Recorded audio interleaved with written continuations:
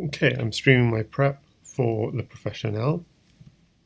So the title of this video is 100 Ways to Crush LeProfessionnel, which is going to be funny after the match when I've lost Love 11, or Love 20 if he allows me to play the full 20 matches.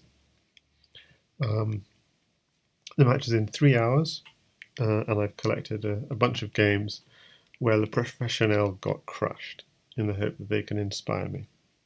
So let's turn the engine on. This is an interesting position with the knight hanging here and the bishop hanging there. And there's a cunning way of taking advantage of this with this. So after an exchange on f4, the knight will hang and the queen is even threatening to go further. So this would be one possible line.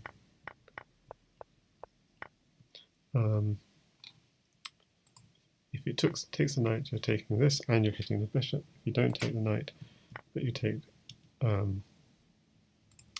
later, then you take the knight. And all these pawns are kind of hanging, is the basic problem. If you try and hit the queen, actually the queen always has squares to go to, it's kind of annoying. White doesn't quite have enough pieces to corral the black queen. Okay, so I'm just going to play through a game as black.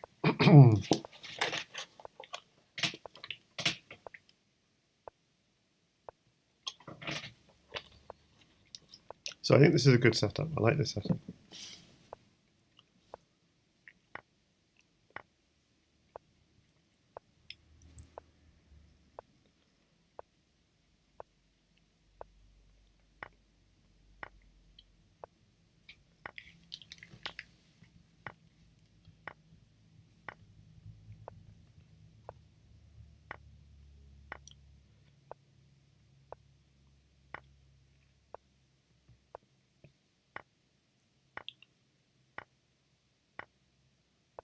So the key to beating LeProfessionnel is getting in on these dark squares, so getting in on e3 and g3.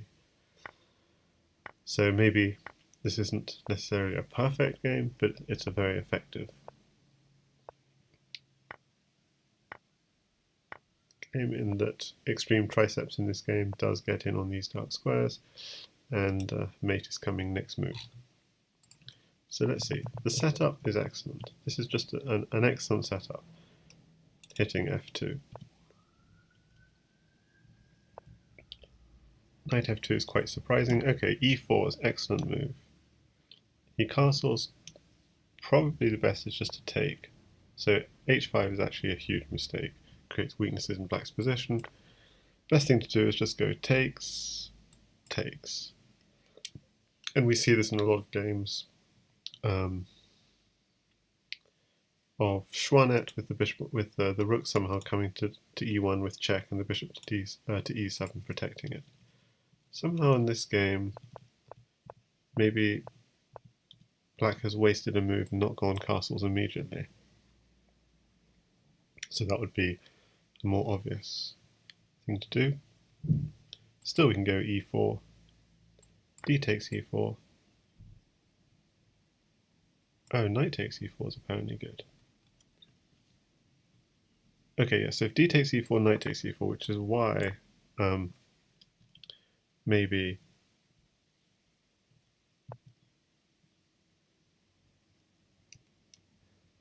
white might do something else. What might white do? I see, and black hasn't wasted time bringing out this bishop, which is why he's so early in a way. White could just back off. It is possible. And then h5 is quite a nice move.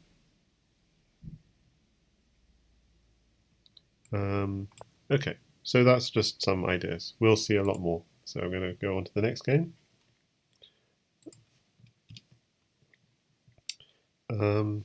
So we have indeed this setup in the next game. And I think this is actually what I want to do to play against it. Queen to d7. What can white do? He can continue developing. suppose he does actually fear the h3 sack. Well, you can stop and go h6. Where's the bishop going? I mean, if the bishop goes somewhere like here, takes, e4. So, okay, suppose the knight goes to here. e4. e4 is happening after most moves. Knight here, e4 is still reasonable. In fact, an immediate e4 is also good. So queen d7 and then e4. The knight moves out of the way.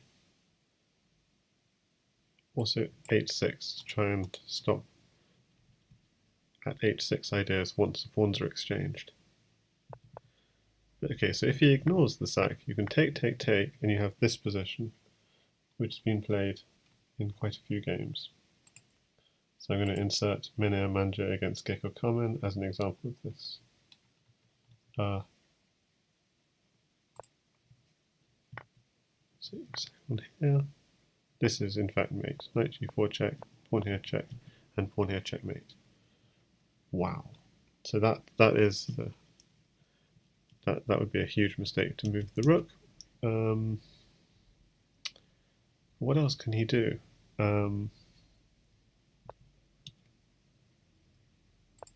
Queen at h4, bishop at g2. So it's just quite hard to play for white. Castle's out of the way, takes.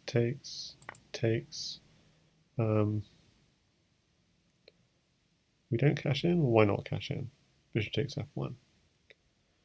So it wants at g7. What's the idea of at g7? At g7, I could imagine just taking that. What's wrong with that? Ah, the rook comes in. Okay, take another pawn. Oh, okay, so rook takes g3 is now a threat. Okay, I don't. So while that was nice, and yeah, you're opening up the rook on the king, I'm sort of thinking I'd like to just cash in. Why can't I just cash in? Queen takes f1, bishop takes f1, because maybe it's end of attack. I don't think so. You can start again, bishop at e6, and this is actually guarding your pawns and begin a nice attack. Bishop at g2, at h3, so it's just very natural moves. Even he wants to even do this just to secure things up. And you don't have a pawn in hand.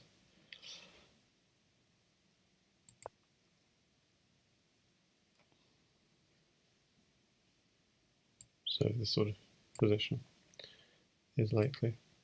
Queen h6, defending here, attacking here. Okay, next one. So just to recap this, to play through it fast.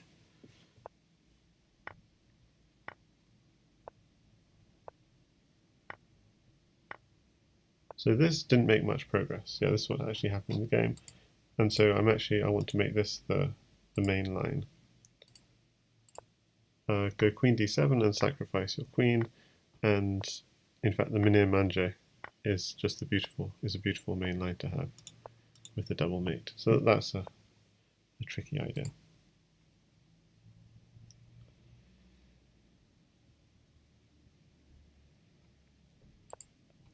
Okay, so in this position, which LeProfessionnel seems to play a lot if you look at all these games, and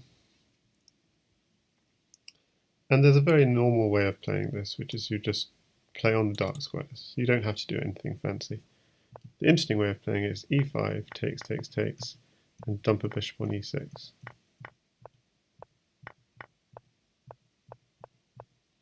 This sort of idea.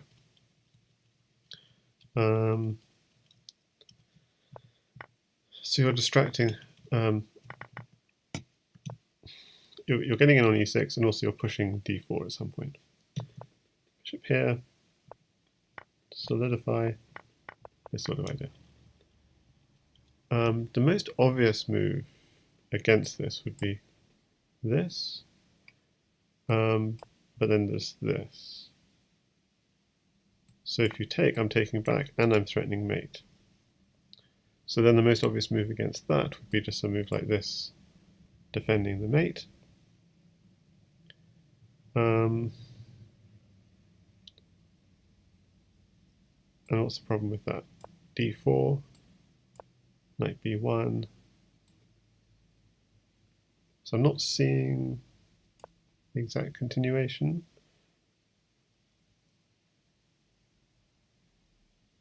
So suppose he goes knight h3, and then knight h3 you can just take it. So I think the problem is he can't really develop. It can't develop very easily. If he does something like this, okay, so you just castle. We're just going to keep improving our position. I guess that's the philosophy of this. Kind of dangerous, but it is quite awkward. So we're not cashing in. At f2 is always something. Okay, let's go with at f2. Knight takes f2, bishop takes f2, king takes f2. Not queen e3 check. I was thinking queen e3 check. Okay, yeah, queen e3 check is also good. Queen e3 check here, and then knight there. Takes the queen, king. If you take this queen, there's knight takes bishop, and it's just very hard to avoid mate. So it's basically a way of sitting on black's position. It's a really... So e5 is a novelty in this position that I think is worth a try. Okay, next.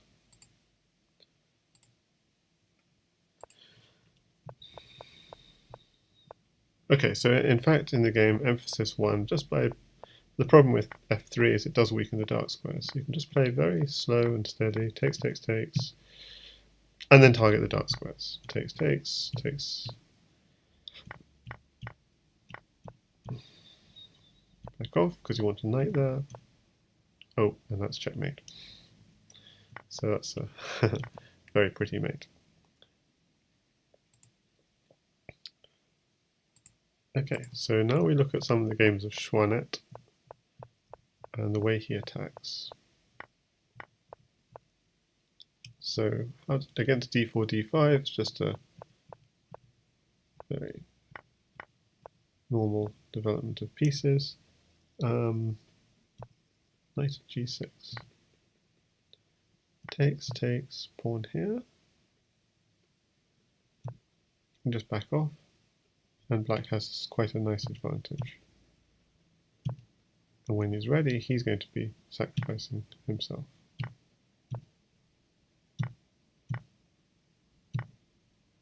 Takes on this pawn. Doesn't take the queen. Taking the queen looks also good.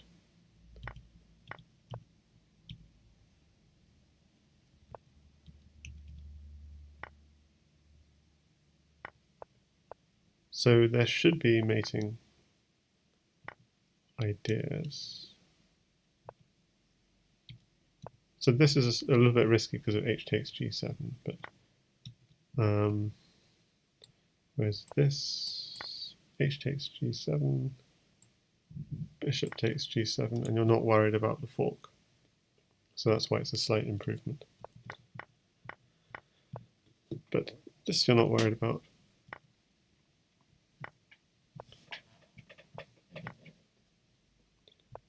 At h3, knight here, pawn here, knight takes pawn, and checkmate.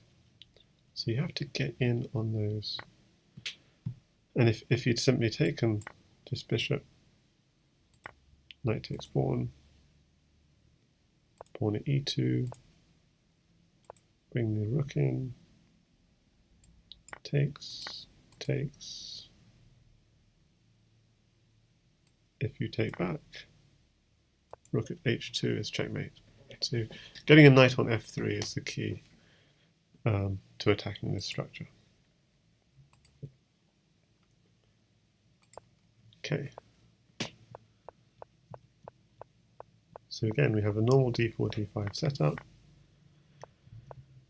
So this is a very nice way of playing it. You get a knight, and then you hit the bishop, hit this, I'd have thought bishop at g3 here, but okay. He goes for the light squares first. At e4 apparently is also good. Bishop at e4 is good. So takes a knight and then drops a pawn here. Takes another knight. Okay, now he just needs a pawn to mate. He gets the pawn and that's checkmate. So this is a really classic checkmating pattern. So I think I'm going to repeat how we got here.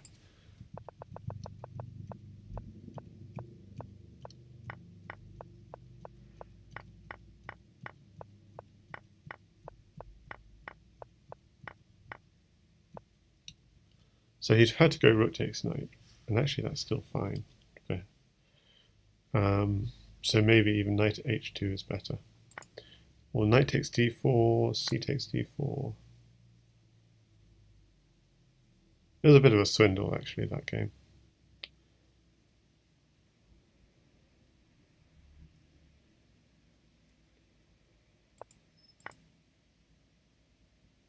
This is a good way of picking up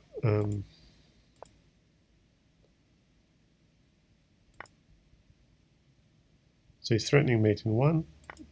Oh, but white stops it, so that's rather annoying. Okay, but it's a nice pattern. I'm not sure about the execution.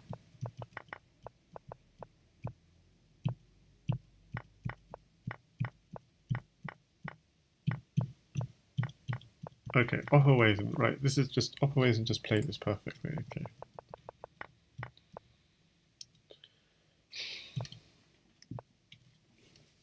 So we were saying bishop here. Opperweisen goes straight in for this e5. Okay, because white hasn't played d4. Takes. No bishop c5. No, just straight in with h5.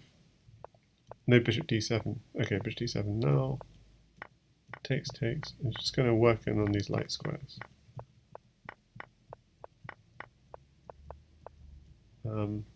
Yeah, it's just absolutely killing it.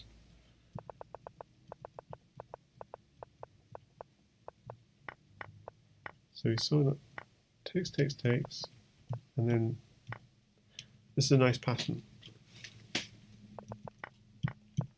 So knight's moved, so this pawn will be weak after bishop takes h3. Bishop takes h3 is also possible. Oh yeah, this is the game where bishop takes h3 is also possible. And at f4, but it does this, and then this.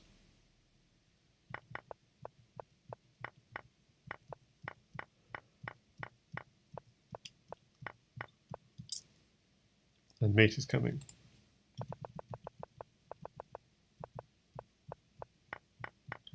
So this is Jan Lee playing quite creatively.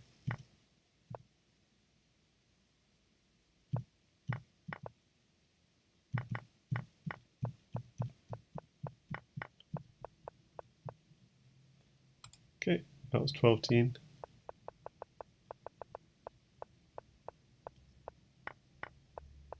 So you take with the bishop, that's interesting.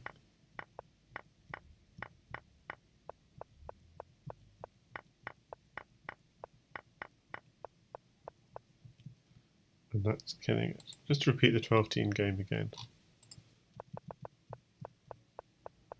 Yeah, so quite a risky king side. Don't think I like that. But nice attack on the dark squares, which is the key. Yeah. Okay, so back to Schwanet. So this is a nice one. White makes a mistake of c4, you immediately hit c2. Takes, you immediately swap off knights, and it's all over. Game over, resigns.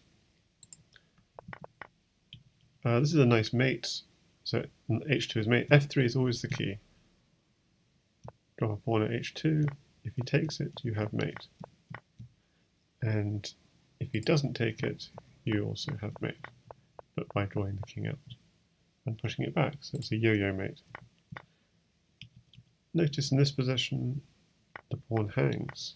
So you can play like this.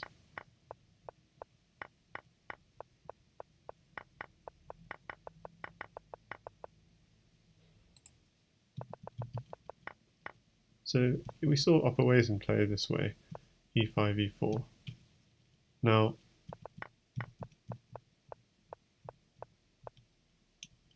if white neglects to go d4, you can just go e5, e4.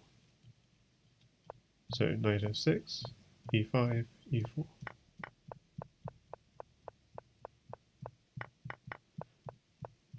And this is how you play it. Once the knight is attacked, back off, takes, and just work on those dark squares like a crazy person.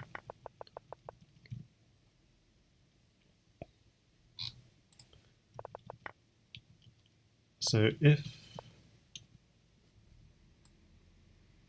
white does play e3 to stop, then you go d5 and you just set up a nice setup. So back to Schwanet. Weird form of castling. So at h6 is the real problem for black. Oh, that was nice. So how did the bishop get to c6? He put it on c6. And he just wanted to takes, just get in on those light squares in this case. And that was very pretty. Okay, so this is a kind of classic setup.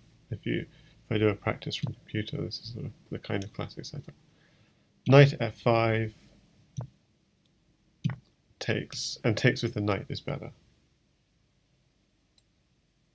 Is it? No, takes the pawn is fine, but then takes the knight here is better, yeah. If ever this, go on a counterattack. Hit the dark squares.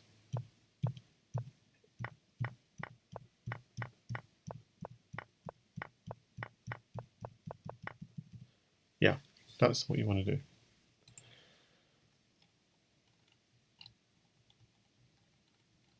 Okay, so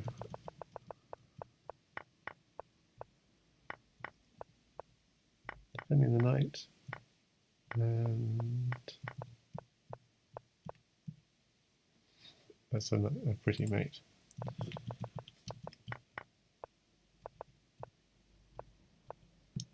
So in the position where he forgot to go knight at f5, at h6 came immediately. So how did he respond? He took it, knight at f5, takes, hitting the light squares, takes.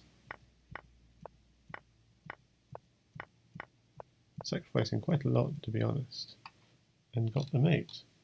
So where did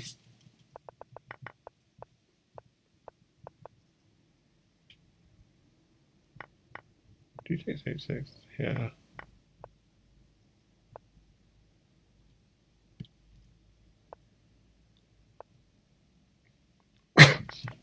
So how does he stop a repetition? He goes, yeah, that wasn't the best thing to do. So bishop at h6 would have been more solid. But yeah, he went for this, which is dangerous because white can now regain control of these dark squares. So the most concerning move would be maybe bishop takes 6 at e5, say, or f4. So it's a move regaining control of these dark squares. That's why it's so dangerous. So you have to put extra pressure here, and he might go h2, h takes g3, h takes g3, and it's very difficult. How do I get in? How do I undermine this pawn chain? Maybe I go e3, but you can go rook takes, knight takes, pawn takes. And so there's no progress on the dark squares, so that maybe the thing to do then is to sack on the light squares. Pawn f2, king takes f2, knight e4 check, king to g1, queen to g7, so we're looking at g3, look at g4.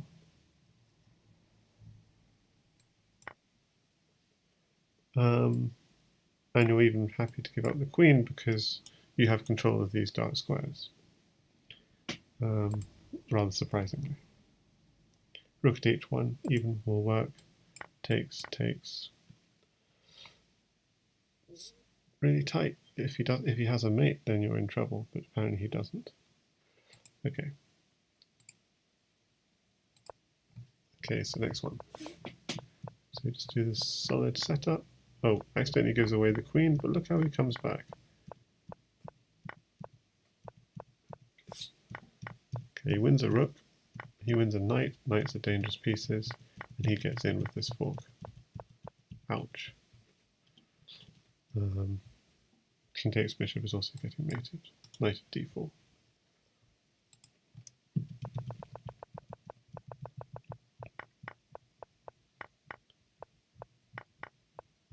Getting in on the light squares in this particular game because white had forgotten to play at h3. So just to repeat, white's gone and oh yeah, sorry, it's a d4 setup. Yeah, you're in on h3.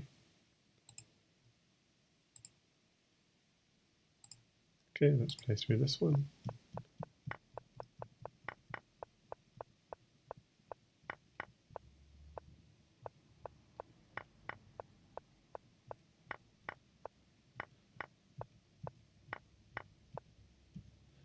Checkmate.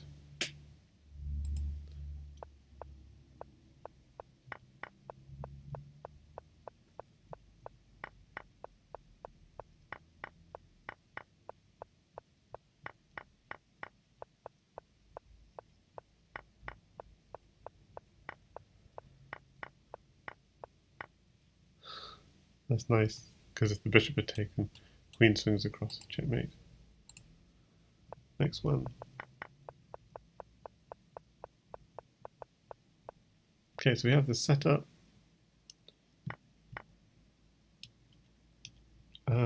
Bishop d6 is more normal than bishop g4, bishop b4.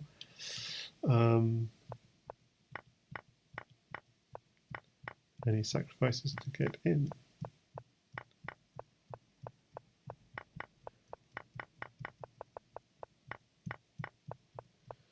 Whew. And the queen invades, and black's winning. So you just have to sacrifice to get in on that position. With the knight first, maybe, then go in with the pawns.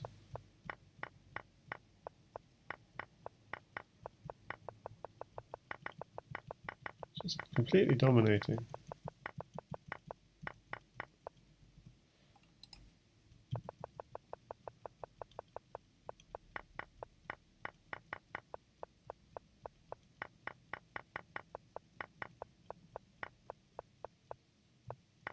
And the one time he's under attack, actually white's a pawn short, so can't really do anything.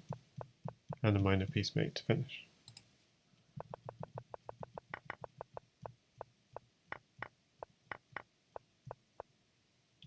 Interesting, he doesn't take that rook.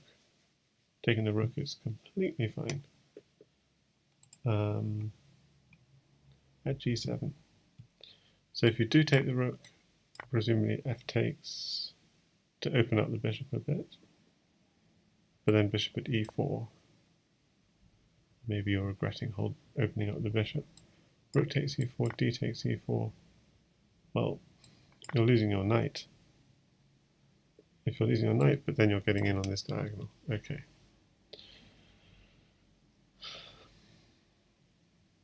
And you're just about safe, maybe. Okay, so if white saw that, they might go take with the other pawn. But then queen h6 with ideas down the rank. How is that good? So if this pawn takes, that's surely bad because of h2, king h1 and rook at g1. I completely see why that would be bad. Rook takes g1, takes, and then you just do the same thing again. You're just clearing away a lot of decent pieces. Bishop to h2, try and seal the king off. Tries to come out, and the king is going nowhere. Okay, that would be obvious. But what about the other pawn takes? Okay, then the pawn goes on e3. Okay, I see. And so that's nasty. Okay, so it takes But he blocked first and then took, so it comes to the same thing. So what we're saying in this position is a rook down the h file is quite powerful. Takes this pawn, he does do this takes g3 idea, takes g3 idea and tries to hit on these pawns.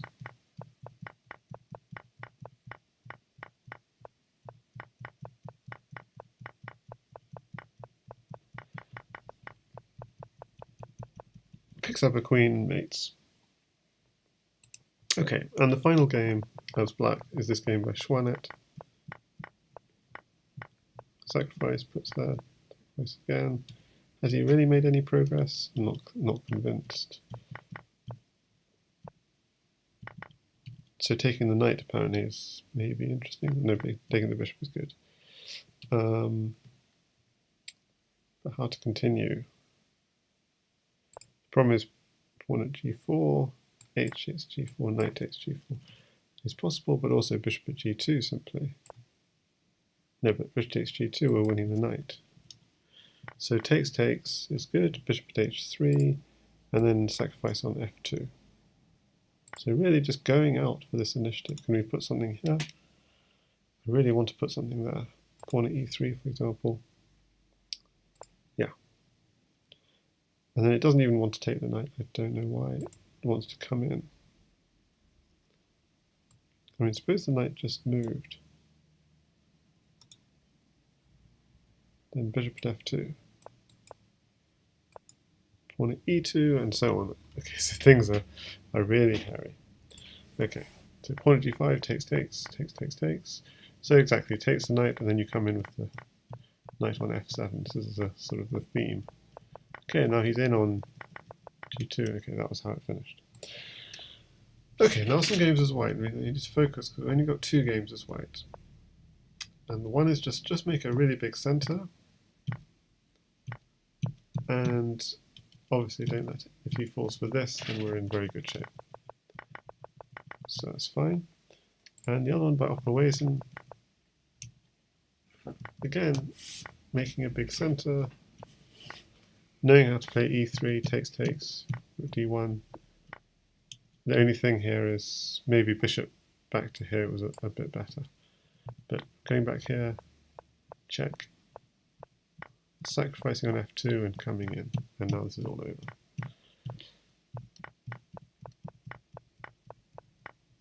Okay. Okay, so that's everything. That's how to crush 100 ways to crush LeProfessionnel. I only showed you 31. The remaining 69 are top secret. Okay, thanks for watching.